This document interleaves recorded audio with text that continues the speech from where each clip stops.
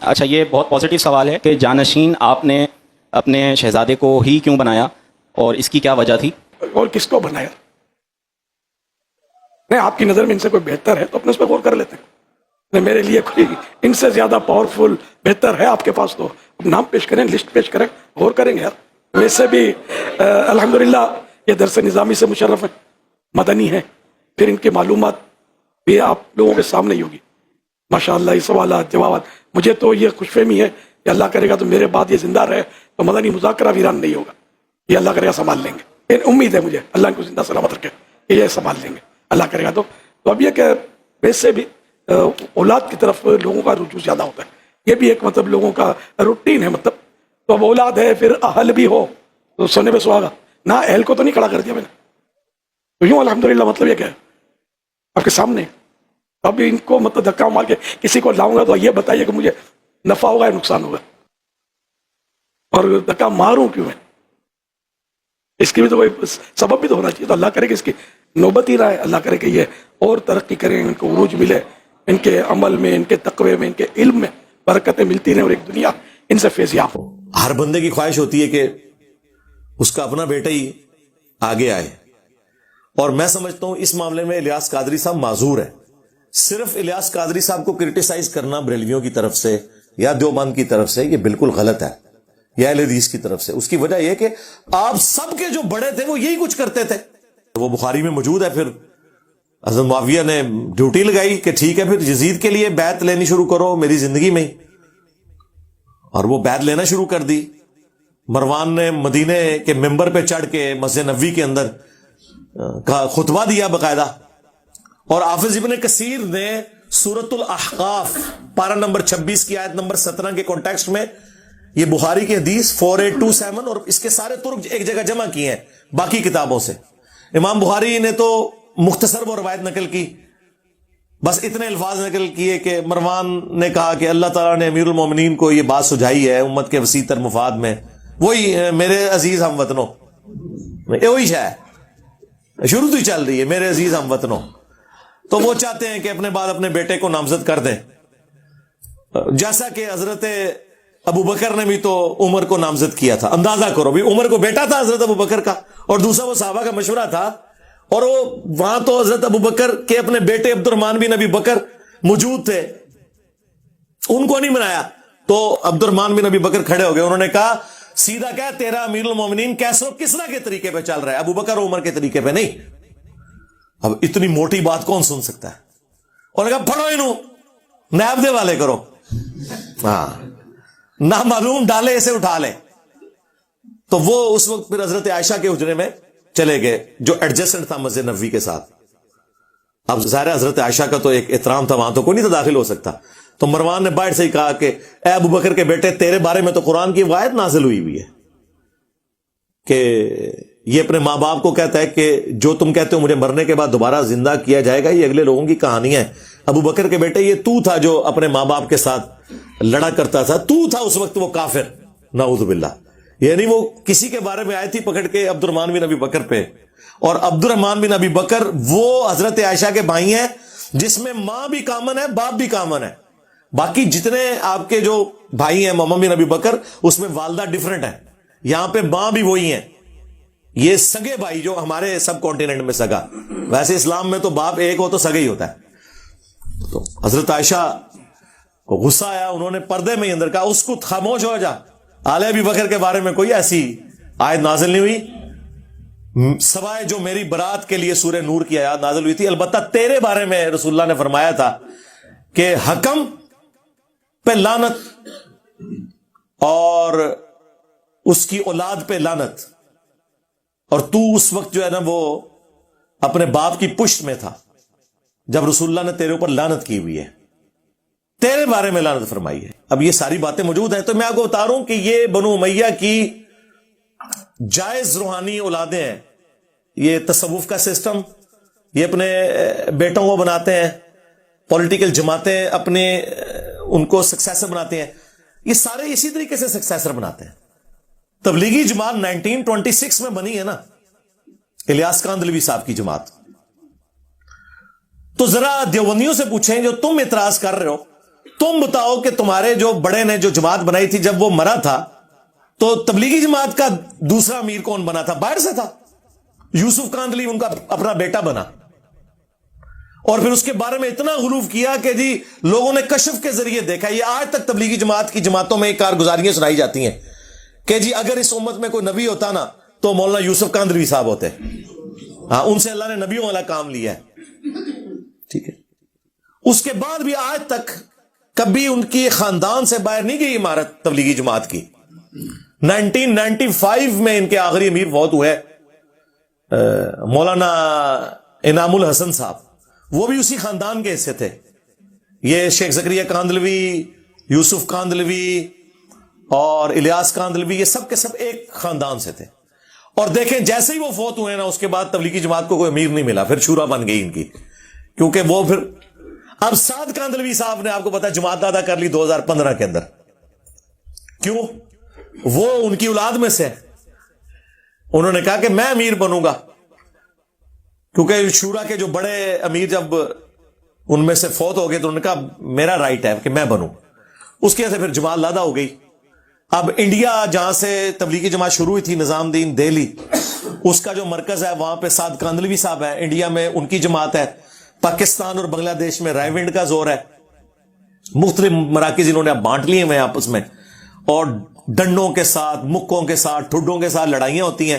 جس طرح بریلوی بسترے اٹھا کے تبلیغی جماعت کے باہر پھینکتے تھے، ایک تبلیغی جماعت دوسری تبلیغی جماعت کے اب بسترے اٹھا کے باہر پھینکتی ہے. بہرحال ایک کام سعد کاندھلوی نے اچھا کیا، انہوں نے فضائل اعمال پہ پابندی لگا دی ہے. حالانکہ ان کے اپنے بڑے نے لکھی ہوئی تھی. انہوں نے کہا یار یہ تو کہانی ہے، تو اس کی بجائے انہوں نے کہا آپ منتخب نصاب جو احادیث کا اس کا درس شروع کیا جائے. میرے خیال میں تو اس سے آگے جانا چاہیے، قرآن کا درس ہونا چاہیے. وَأُوحِيَ إِلَيَّ هَذَا الْقُرْآنُ لِأُنذِرَكُمْ بِهِ وَمَنْ بَلَغَ. اے نبی تم فرماؤ قرآن مجھے اس لیے وحی کیا گیا تاکہ اس کے ذریعے میں تمہیں تبلیغ کروں، جس تک یہ کتاب پہنچ جائے قرآن کے ذریعے تبلیغ کرنی. بہرحال وہ 100 سال پورے نہیں ہوئے، جماعت میں 2 ٹکڑے ہو گئے. یعنی 2026 میں 100 سال پورے ہونے تھے، اس سے 10 سال پہلے ہی آلموسٹ 2015 کے اندر ہی تبلیغی جماعت کے 2 ٹکڑے ہو گئے. تو وہاں پہ بھی جماعت چل رہی ہے. تو ہر جگہ جماعت والا سلسلہ ہی ہے.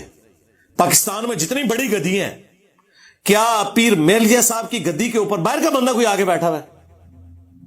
اپنی اولاد بیٹھی، بابو جی بیٹھے، لالا جی بیٹھے، پھر چھوٹے لالا جی، پیر نصیر الدین صاحب، ابھی وہ مولانا جامی صاحب، وہ نصیر الدین صاحب کے بیٹے ہیں. جس مرضی گدی پہ آپ چلے جائیں.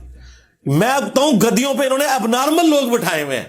ایسی بھی پاکستان میں گدیاں ہیں، پاگل، صرف اس لیے کہ وہ اولاد سے. اکثر کو تو میں کہتا ہوں آپ نماز سنیں نا، نماز بھی نہیں آتی. ترجمے کی بات نہیں کر رہا، ترجمے تو اکثر کے بڑوں کو بھی نہیں آتے، خالی نماز بھی نہیں آتی عربی میں، وہ آپ کو صحیح نہیں سنا سکتے بیٹھے ہوئے. الیاس قادری صاحب نے اگر اپنے بیٹے کو بنا دیا تو وہ تو انہوں نے ان سے پوچھا گیا کہ یہ بتائیں، انہوں نے کہا اس سے زیادہ کوئی اہل ہے تو مجھے بتائیں.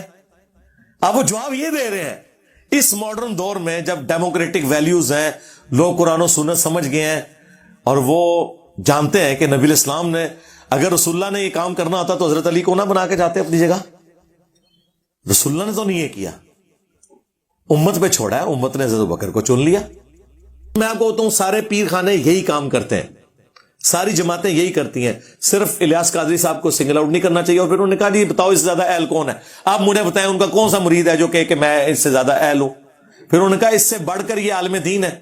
اور الیاس قادری صاحب خود 8 پاس تھے ہیں، اللہ تعالیٰ انہیں زندگی دے صحت والی، مرنے سے پہلے ہدایت بھی نصیب فرمائے.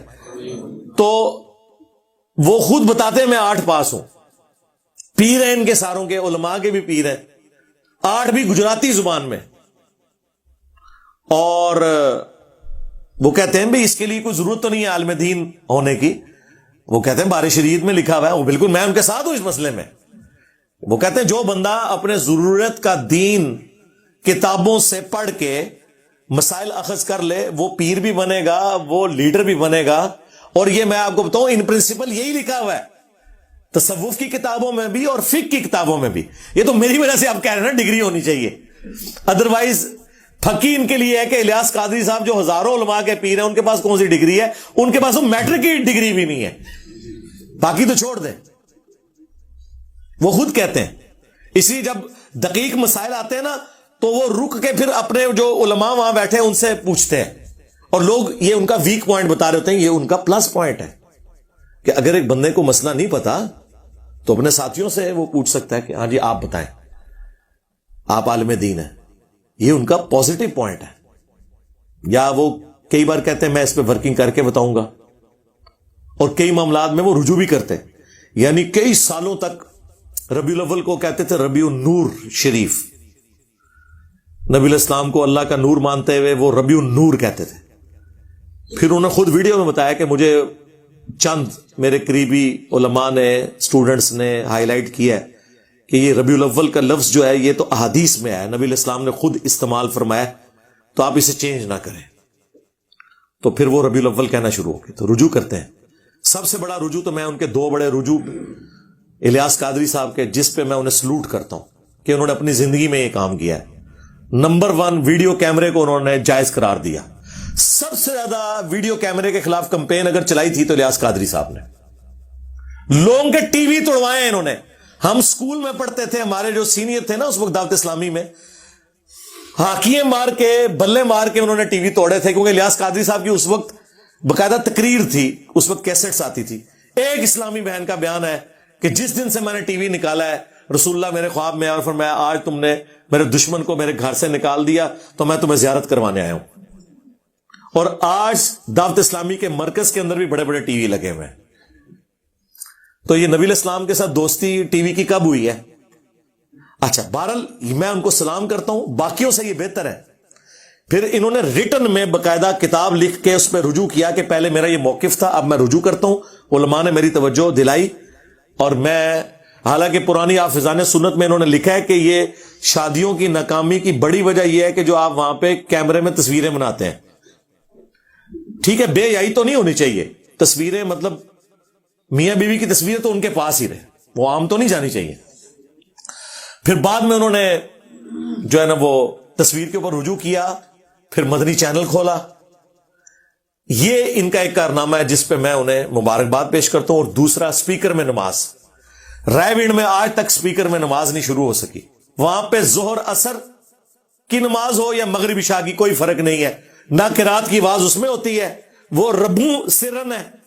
اے جناب حضرات نے سرن بنا دیتی ہے, سوائے جو قریب کے لوگ ہیں. 1-1.5 لاکھ کا مجمع ہے اسپیکر. اچھا, تقریر اسپیکر میں, دعا اسپیکر میں, اعلان اسپیکر میں, نماز اور اذان جو ہے وہ بغیر اسپیکر کے. یہ کون سا دین ہے؟ الیاس قادری صاحب نے 2001 میں جرت کی. انہوں نے حالانکہ اس وقت ان پہ بڑا اعتراض ہوا کہ آپ تو اعلی حضرت کے ماننے والے ہیں. اعلی حضرت احمد صاحب بریلوی صاحب کا تو فتویٰ تھا تصویر کے خلاف بھی اور اسپیکر کے خلاف بھی, وہ مرتے دم تک اس فتوے پہ قائم رہے ہیں. اور الیاس قادری صاحب تو اپنے آپ کو روحانی جانشین ان کا کہتے ہیں, اور انہوں نے اس معاملے میں اختلاف کر دیا ان سے. تو انہوں نے کہا بہرحال جو بھی ہے یہ, حالانکہ 20 سال تک 1981 سے 2001 تک دعوت اسلامی کے جتنے اجتماعات ہوئے ہیں نا, کسی میں اسپیکر میں نماز نہیں ہوتی تھی, مکبرین کا سلسلہ ہوتا تھا. پھر انہوں نے شروع کیا کہ ٹھیک ہے یار, اسپیکر کو ہم جب نعت پڑھتے ہیں سب کچھ. یہ میں سمجھتا ہوں 2 ان کے پازیٹو کام ہیں جو انہوں نے کیے ہیں, اور پھر پریکٹیکلی اسے امپلیمنٹ کیا. اب حالت یہ ہے کہ کیمرے سے ہٹتے ہی نہیں ہے وہ. ایون نماز پڑھ رہے ہوں تو لوگوں نے سامنے کیمرہ رکھا ہوتا ہے. اتنا بھی غلوف نہیں ہونا چاہیے, بعض جگہ پھر غلوف کر جاتے ہیں. اور دوسری طرف یہ جو انہوں نے اناؤنسمنٹ کی کہ میری جماعت میرے مرنے کے بعد بھی کسی احتجاج, کسی دھرنے, کسی آرم کنفلکٹ میں انوالو نہیں ہوگی, ہم صرف دعوت کا کام کریں گے. یہ اپنی زندگی میں انہوں نے ویڈیو ریکارڈ کروا کے بڑا احسان کیا ہے. ورنہ اتنی بڑی جماعت بنی بنائی اگر کسی نان اسٹیٹ ایکٹر کے ہتھے چڑھ جائے, کوئی امیر ایسا آ جائے تو وہ پاکستان میں دنگا فساد شروع کروا سکتا ہے. اس لحاظ سے الیاس قادری صاحب بڑی نعمت ہے کہ انہوں نے اپنی جماعت کا قبلہ اپنی زندگی میں درست کر دیا. باقی جو ہمارا عقیدے کا اختلاف ہے ان سے, وہ اپنی جگہ ہے, لیکن جو پازیٹو چیزیں ہیں نا وہ اپنی جگہ. لیکن اس میں پھر انہوں نے غلوب بھی کیا. انہوں نے کہا کہ بالفرض اگر مجھے کوئی شہید بھی کر دے تو میں نے اسے معاف کر دیا. نہیں سرکار, یہ آپ قرآن و سنت کے خلاف بات کر رہے ہیں. جو اسلام میں معافی کی روش اختیار کرنے کا کہا گیا نا, وہ عام معاملات میں, قتل کے اوپر معافی نہیں ہے. قتل کے بارے میں قرآن میں کیٹاگوریکل حکم آیا ہے، وَلَكُمْ فِي الْقِصَاصِ حَيَاةٌ يَا أُولِي الْأَلْبَابِ، قتل کے بدلے قتل کرنے میں انسانیت کی زندگی چھپی ہوئی ہے اے عقل مندو، تاکہ تم بچ جاؤ، ڈر سکو۔ باقی جگہوں پہ اسلام کہتا ہے آپ معافی کی روش اختیار کریں، لیکن قتل کے بدلے میں اللہ تعالیٰ فرماتا ہے کہ قاتل کو قتل کرو۔ ویسے سورہ نساء میں ایز اے لاسٹ ریزارٹ اجازت دی گئی ہے کہ آپ دیت لے سکتے ہو، معاف بھی کر سکتے ہو، وہ ایز اے لاسٹ ریزارٹ ہے، کہیں کوئی بہت کریٹیکل سچویشن ایسی بن گئی ہے۔ ادروائز میں سمجھتا ہوں اگر کسی بڑے شخص کو اس طرح اسیسینیٹ کیا جائے خدا نہ خواستہ، اس کے قاتل کو بالکل معافی نہیں ہونی چاہیے، ورنہ تو دنیا کا امن ختم ہو جائے گا۔ تو یہ بالکل ان کا موقف میں اس کے ساتھ ایگری نہیں کرتا۔ قرآن کا مزاج ہی ڈیفرنٹ ہے۔ سورہ المائدہ کی آیت نمبر 32 میں آیا ہے کہ جس نے ایک جان کو بھی ناحق قتل کیا پوری انسانیت کو قتل کر دیا، اور جس نے ایک جان کو بچا لیا پوری انسانیت کو بچا لیا۔ تو اس کانٹیکسٹ میں اپنے قاتل کو معاف نہیں کرنا چاہیے، بالکل نہیں۔ تو الیاس قادری صاحب کی جو پازیٹیو چیزیں ہیں وہ ہم ہائی لائٹ کرتے ہیں وقتاً فوقتاً، اور جو عقائد میں اختلاف ہے وہ میں وقتاً فوقتاً اسے بھی ہائی لائٹ کرتا ہوں۔ اور اس اعتبار سے پاکستان کے لیے، پوری دنیا کے مسلمانوں کے لیے، تبلیغی جماعت ہو یا دعوت اسلامی، بڑی نعمت ہے کہ انہوں نے وہ کام کیا جو علماء کو کرنا چاہیے تھا، لیکن علماء سے اللہ نے توفیق اٹھا لی۔ یہ عام لوگ ہیں جو اپنے خرچے کے اوپر اپنی جیب سے پیسہ لگا کے اللہ کی راہ میں نکلتے ہیں اور لوگوں کو دین کے ساتھ جوڑتے ہیں۔ باقی جو عقیدے کا اختلاف وہ اپنی جگہ، لیکن یہ بھی بہت بڑی ایک نرسری تو اویلیبل ہے۔ ہمارے اپنے کئی اسٹوڈنٹس ہیں جو پہلے دعوت اسلامی میں تھے، میں خود دعوت اسلامی میں تھا، اس وقت بھی ہم الیاس قادری صاحب سے سنتے تھے کہ قرآن کے بعد سب سے افضل کتاب صحیح بخاری ہے، لیکن یہ تو ہمیں بعد میں پتہ چلا کہ یہ بات تو درست ہے، لیکن صحیح بخاری اور مسلم میں جو نماز کا طریقہ لکھا ہے، ہمارے پیر صاحب خود اس طریقے پہ نماز نہیں پڑھتے، حالانکہ ان کے جو بڑے پیر ہیں وہ پڑھتے تھے۔ کون؟ شیخ عبد القادر جیلانی۔ کہتے نہیں وہ حنبلی تھے۔ سرکار اگر آپ کے وہ حضرت صاحب حنبلی تھے تو آپ کیوں حنفی ہیں؟ آپ کے پیر کی زیادہ تحقیق ہے یا آپ کی؟ اگر آپ سمجھتے ہیں کہ فقہ حنفی بہتر ہے تو اس کا مطلب ہے کہ آپ کی عقل عبد القادر جیلانی سے زیادہ ہے، اور اگر آپ سمجھتے ہیں کہ عبد القادر جیلانی جو ہے وہ پیرانے پیر ہیں، ان کی عقل زیادہ ہے، تو پھر آپ کو بھی حنبلی ہو جانا چاہیے۔ ویسے تو یہ ہے ہی کہانی ہے، انہوں نے کہیں نہیں لکھا میں حنبلی ہوں، وہ قرآن و سنت کے ماننے والے۔ انہوں نے تو غنیۃ الطالبین میں جو جنتی فرقہ ہے وہ تو لکھا ہے اہل حدیث ہے، انہوں نے کہا اہل سنت ہے ہی اہل حدیث ہے، کر لو گل۔ اچھا جب یہ آپ بتائیں نا، وہ کہتے ہیں نہیں وہ وہابیاں انہوں نے کیا، وہ اہل حدیث ہسی ہیں۔ تو دنیا میں کون سا بریلوی ہے جو اپنی مسجد میں اہل حدیث لکھتا ہے؟ کوئی نہیں۔